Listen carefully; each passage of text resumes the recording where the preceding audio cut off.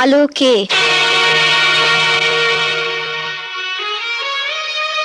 আলো আমার, আমার আত্মা,